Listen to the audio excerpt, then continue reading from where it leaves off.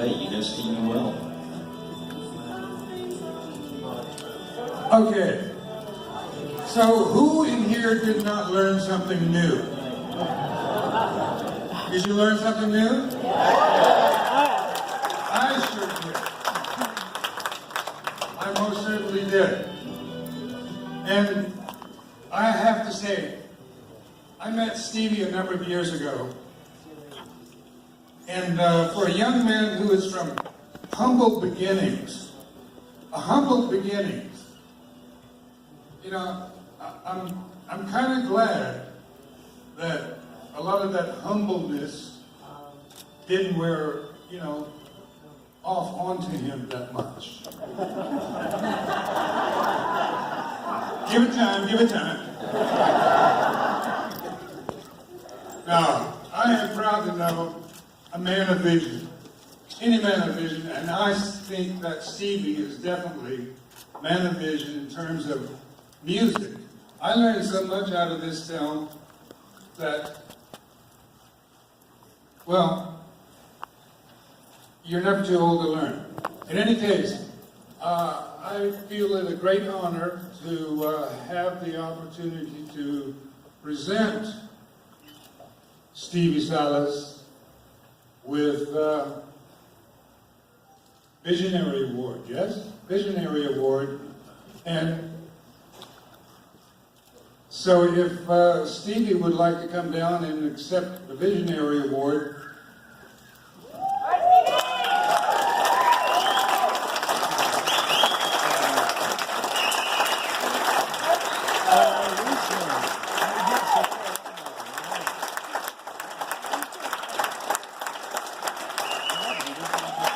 Stevie, will you accept this award for having the biggest imagination and talent and sharing it with all of us here? Not only that, but for being so humble about it.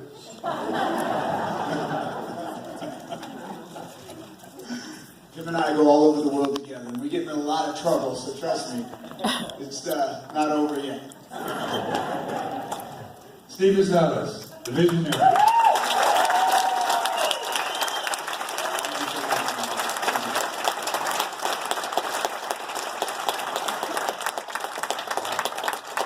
We had to separate the pot from the base. As you know, here in New Mexico, you don't want to devalue a native pod by gluing it to a base. So you do what you want. When you get home, if it breaks, it's your fault. Thank you so much. And I am very humble, regardless of what young Wes Stevie has to say about it. New Mexico is where my family came from. My father joined the Marines before I was born, and fought in the Korean War. And when I was born, I grew up on the beach near Camp Pendleton, California, in Oceanside, California, just surfing and playing guitar. I knew who I was always as a human being. It was important to our family. There wasn't anything that it's who we were. Years later, I got out of high school and I started playing around the world, and I started to realize there wasn't a lot of guys that looked like me. And Randy Castillo was one of the first people that knew we were alike, a lot alike in many ways. And in the film, I don't take it lightly. I'm not going to say he saved my life, but he really got me grounded. Because I was going on a path where he knew where I was going, he'd been there, and Randy had that magic, like Phil said, to know how to come back and get grounded so he could go back to the madness. And Randy taught me that, and I'll be forever grateful to Randy Castillo, his family, and New Mexico. Thank you guys so very much.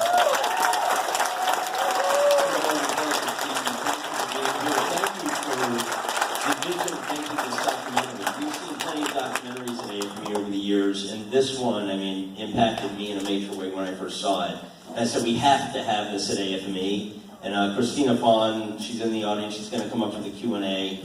We had a discussion, and we were going to show this over the weekend. She said, can we make this the opening night film? And we could not have picked a better movie during the festival to screen tonight. Thank you. Sunday, and we won the People's Choice Award. We won, towards like crazy, and it's changing written history as anyone knew, and we're forever grateful for that. So things will never really be the same, I think, after the film. The film is much bigger than all of us, and yeah, it's a new history that isn't really new. It was always there, but now it's a known history. Christina, finally, we can come up. Ricky Medlock, if you want to join us on stage, the Q&A, we'd like to introduce director Chris Eyre, Smoke Signals, and just a phenomenal director, major part of the community here in New Mexico and worldwide. Stick around for the Q&A, and afterwards, we're going to be heading about 4 doors down to Sister Bar for an incredible after party with the Levi Platero Band. Stevie's going to be there, Ricky's going to be there, and I'm going to twist her arm and get him up on stage. So, you guys know that's Ricky Medlock, right? Let us get her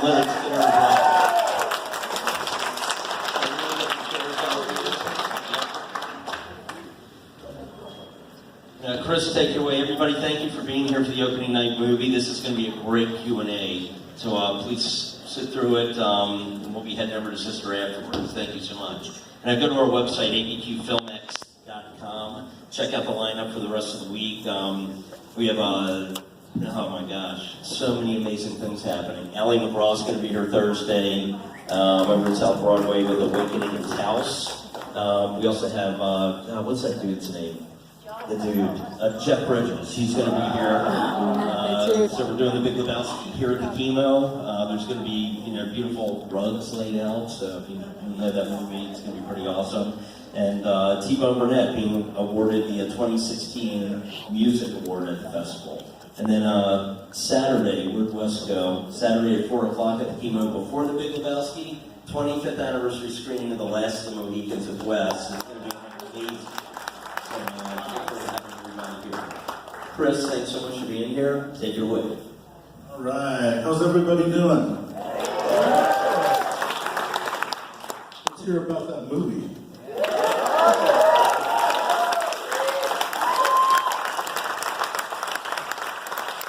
Indians who rocked the world.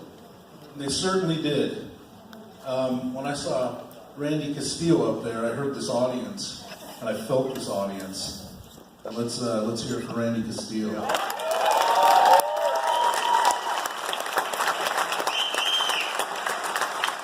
So the natural place to start with Christina is how did this begin?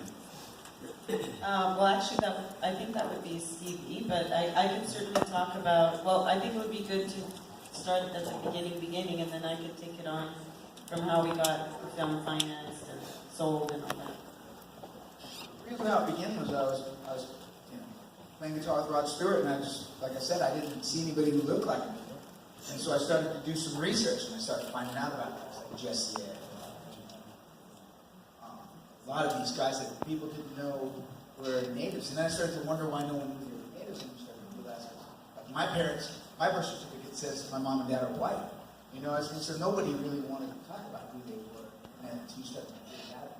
Like Robbie Robertson said, be proud of who you are, but be careful who you tell. And I found that in the generation before me, that was very true. That as well. So once I was traveling around the world playing with Mick Jagger and all these different types of people and researching people like Jesse Ed. I met a guy called Brian Wright McLeod. I was working for the Rolling Stones in Canada, Toronto. And he was writing a book about the recorded history of Native American musicians since back in the early 1900s. And he sat me down and really schooled me about the subject. It opened up my brain. And it made me feel like I needed to take this. I spent the first half of my life being really selfish and really, just playing music and tunnel vision and success and music, with no real life. And I wanted to spend the second half of my life giving something back and doing something that was more important than just jumping around on the stage like a monkey with a guitar. And I met Tim Johnson from the Smithsonian, told him about this story, and Tim Johnson brought me to the Smithsonian, and I started working there for about 3 years, and we created the exhibit, which this movie is based on. And it wasn't easy because the Smithsonian didn't want to do it, but Tim Johnson was the co-director, so he pushed it through. I mean, the Smithsonian had only done exhibits on like pottery and art and paintings. They certainly didn't have you know, Ozzy Osbourne's drummer in the Smithsonian. You know what I mean? So they didn't know really how to deal with that. It was freaking them out. But the exhibit then went on to become the most popular exhibit at the National Museum of American Indian in New York.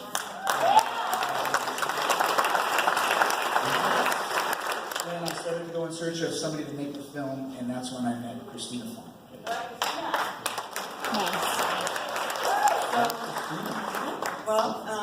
So Stevie and I talked for a long time, and then, you know, we just decided, I thought, okay, let's just do this. And I remember we went to Hot Dogs, and I set up a whole bunch of meetings, and we met broadcasters, and everyone wanted in. So, and then 5 years later, it was a long 5 years of hard work and fighting and madness, but we got through it, and this year we won at Sundance for Masterful Storytelling. So we did it, and the film was successful, so I'm very, very proud, and I'm very proud to be here in New Mexico, especially that I was here 2 years ago, and Stevie and I did a long road trip and researched all the beautiful scenery that you see in the film, and we were with John Trudell, so it's a very special moment for myself as well to be here and to show this film to you. So thank you, and I'm very proud.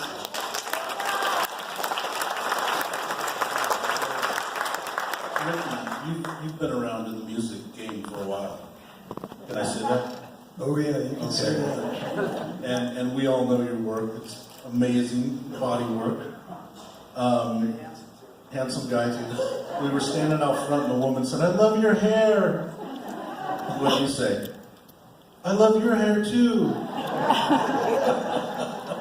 So, anyways, Ricky, what's your favorite part of this movie now that it's done? I got to say that, first of all, I really thank Stevie for getting me involved in this. And I think that it's just, when I first saw it at Sundance, I really had to sit there. Everybody was filing out, and I just had to sit there and kind of take it all in. Beautiful, just beautifully done. I remember all these people that he's talking about in the film. I remember Link Ray. I'm an old enough guy right now. I'm 67 years old, so I know. I go back and I know all these old rock and rollers, how they influenced myself, and what the major thing they had on my life. One of the major things in my life that happened with me, and this is what the film brought me into this, was that I got to go down and see Elvis Presley when I was almost 7 years old. And my grandfather, who was the musician of the family, on my mother's side of the family, he played with a lot of older country stars in and out of Nashville. And he always had bands around the house. Some people kind of look at me funny when I say this, but I was 3 years old and I learned how to play the banjo. He taught me. I've got pictures of myself in my briefcase back at the hotel, and I can show them to you. And I was on TV with him that originated out of Jacksonville, Florida, from the time I was 3 until I was 8 years old. The one thing that happened is that he ended up getting tickets from this lady named Mae Axton, who was Hoyt Axton's mom. And she used to babysit me. And we got to be able to see Elvis Presley that night. It was right before my 7th birthday. It was in December of '56. And I remember my parents, we left the Florida Theater. My parents, I was in the middle, in their car, and they had the bench seat, and I'm in the middle of it.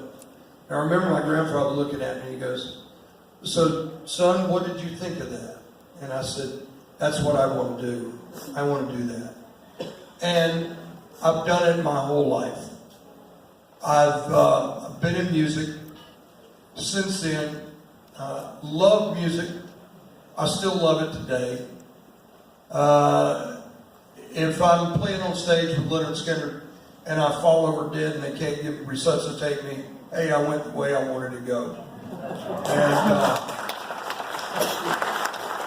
but the one thing that this movie strikes at me in my own experiences is that there are people out in this world that has so much to say.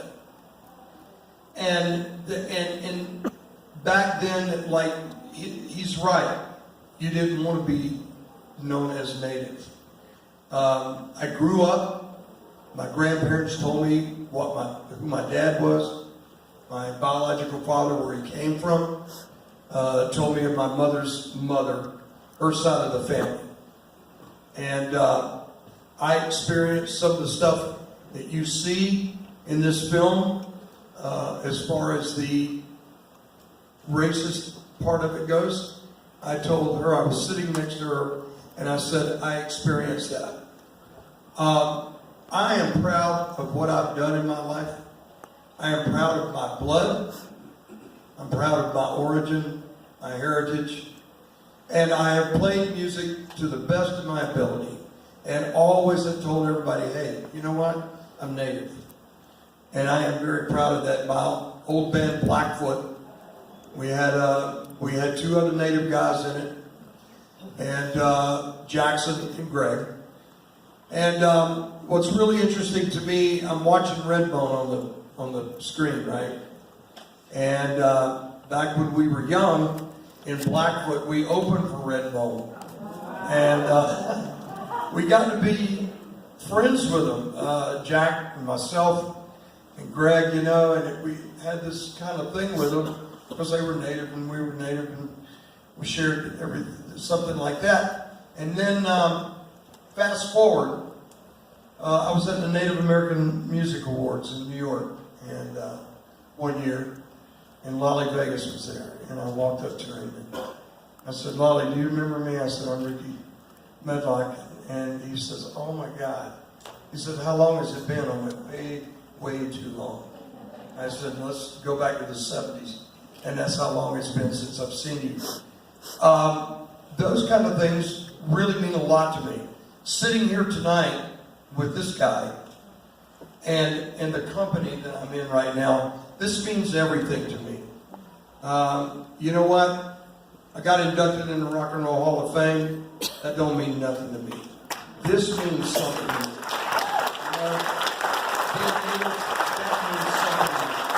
When I got inducted into the Native American Music Hall of Fame, I looked at everybody there sitting there in front of me, and I went, you know what? You can have the Rock and Roll Hall of Fame. This is my Rock and Roll Hall of Fame. And I really mean that from my heart.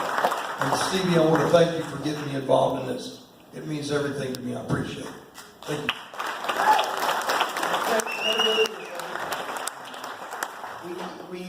The reason we have so many famous people in the film is we didn't want to make a race film. We were setting out to show the influence that these musicians had on pop music history. It wasn't about just Native American bands or Native American. It was the influence. They influenced music as we know it. And you know, so we're listening to Led Zeppelin. We realized that Jimmy Page was playing guitar, and he was influenced by a Native American named Greg. You know, so we've been influenced by these Native Americans our whole lives, and you know, we didn't know it. So that's what the film was really about. And credibility was everything. So we had the most credible musicians that we all grew up with. So when Eric Clapton tells you that Jesse Davis was a genius, you tend to believe Eric Clapton because you grew up with Eric Clapton, understanding that he is himself a genius. So having a Ricky Medlock, having these people that come around like Ricky that have been doing it and they're for real and there's no lying and who they are, how they play music. The credibility is everything. So we thank Ricky for always supporting us and being around for the film. So he doesn't get paid for it. So he's here purely for the right reasons. So please give Ricky a good hand.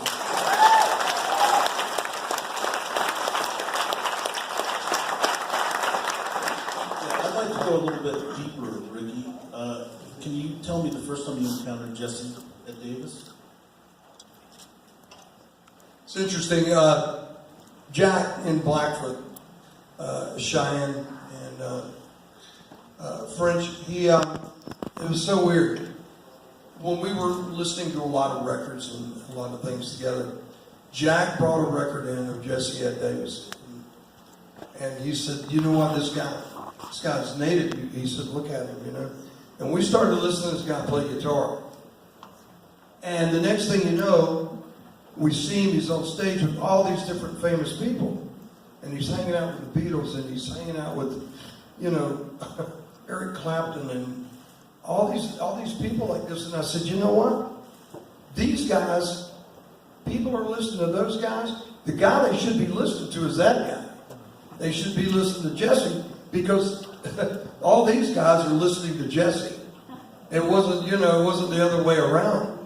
And when he plays, you just knew he was for real. And he played like no other. That was true. I mean, when you heard him, he played like no other. He was the real deal, what we like to call it. And even the guys in Skinner. I remember Ronnie Van Zant, the original singer who perished in the plane crash.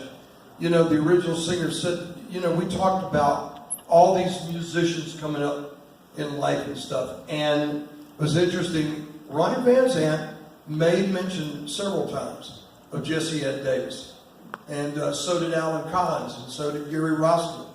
I mean, we took notice to people who, you know, knew what they were doing, had the heart. It all came from the heart. That's what my grandfather taught me. My grandfather said, what you do is you let your heart and your hands come together, and you let your heart dictate what your hands is playing, and you feel it in your soul, and it's the truth. That's exactly the way it is. And so Jesse, if you look at him, he's playing from the heart. He's the real deal. And boy, I got to tell you, nothing against people out here today playing music or anything like that.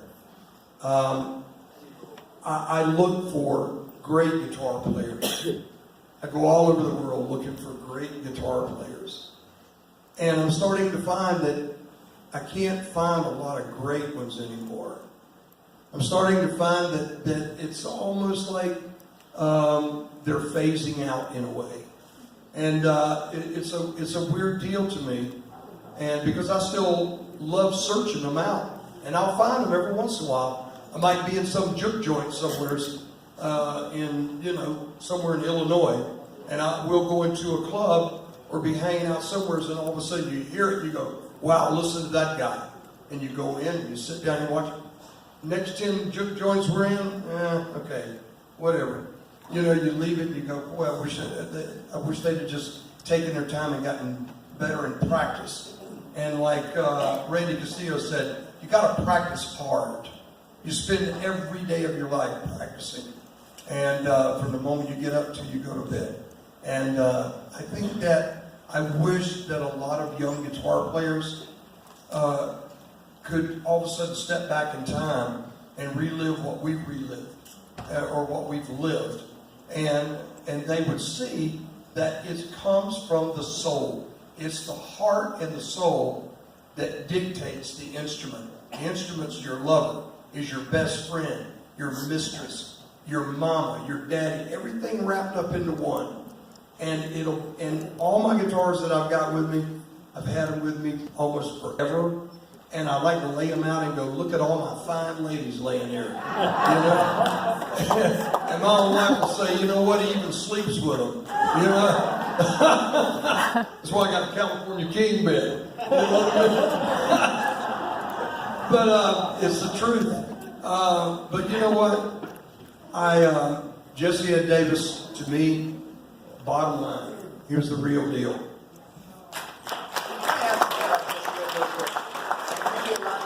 Relate to this. All of us have seen that Bangladesh concert with George Harrison. It's a George Harrison with Eric Clapton. And I mean, I remember watching the Bangladesh and listening to that when My Sweet Lord came out, and it was a huge record. I mean, huge.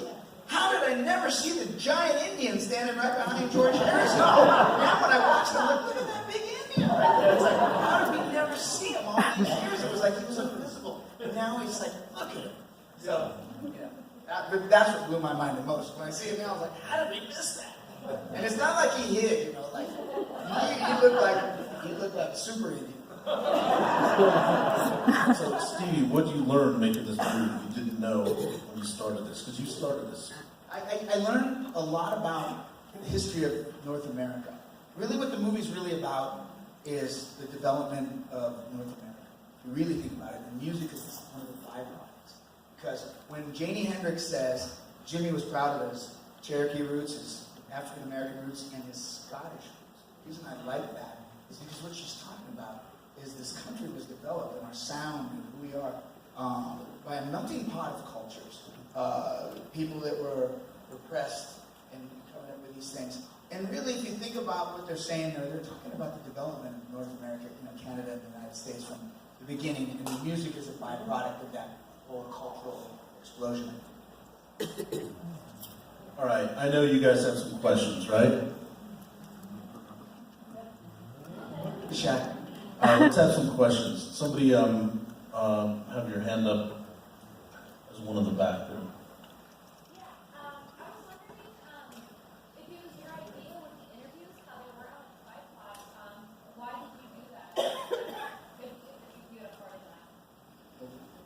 Can you say that again? It wasn't like, whenever you did the interviews, it wasn't stabilized, and it was, it kind of swayed and had like a kind of like a rhythm to it, and I didn't know if that was on purpose and why that was. It was actually, because so the co-director, who was also the director of photography, Alfonso Majorana, came up with a concept of how he wanted the interviews to be shot, and one of them was using his, and I can't remember the technical word, but it's, a slider. Yeah, so he would do the interviews, all of them were done, the camera was put onto a slider, and I think he just wanted to, create a style for the interview so people would, notice it throughout, and they wanted it to be consistent. And he was also, the one who conceived of the opening and the closing with the recreations, as well as worked on the animations in between all the stories or within the stories. So there was a real concept, and the geography too was really important, that each icon, each musician would have a particular geography that we really wanted to shoot and have in the film so that we could see where all these amazing people were born and lived and how they were influenced by the land there. Yeah, right here in the, right here. Yeah, I just wanted to, this is brilliant film, beautifully directed, beautifully executed. How did you finance it? How did you get it started? So we're a Canadian production company, Resolution Pictures, that is a native-owned company. So my partner is Cree, and I have another partner who's Irish, and we're a mixed bunch. But we, in this particular case, we went through, like I said in the beginning, Stevie came to Hot Dogs, which is a documentary market, and all the broadcasters are there, and we pitch. And so we got a bunch of broadcasters on board, HBO Canada, the Aboriginal People's Television Network. So we got all our broadcasters, and then the government gives us a top-up fund. And then we sold it to Europe. We sold it to Arte in France. PBS came in. We have tax credits on labor. So there's some funding sources that we put together, but this was, I have to say that usually you come up with a concept and it's a difficult road to find financing, even in Canada.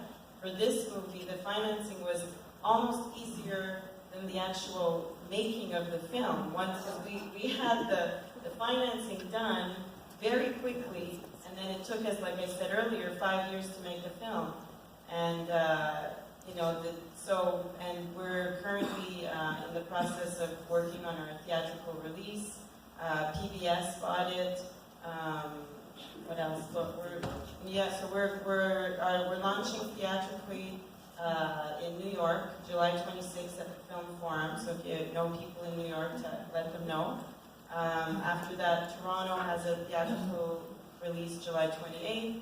then it's going to go to LA, and we're hoping to get shortlisted on for the Oscars.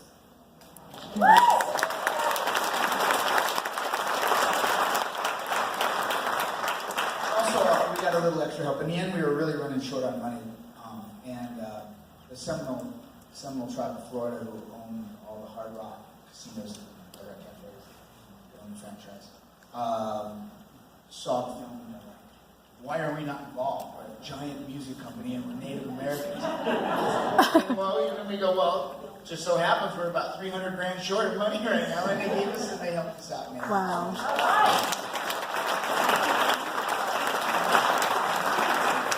Right here in the middle back.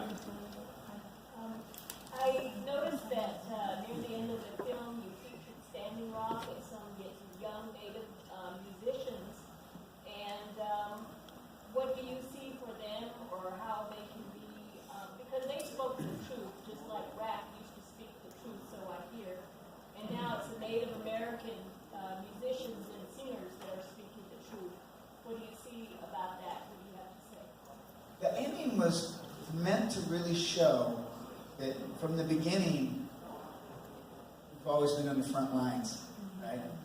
And we're still on the front lines.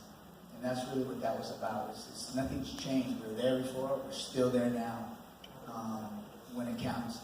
And that was the real meaning of the ending, that we wanted to show that some things have changed, but some things are still the same.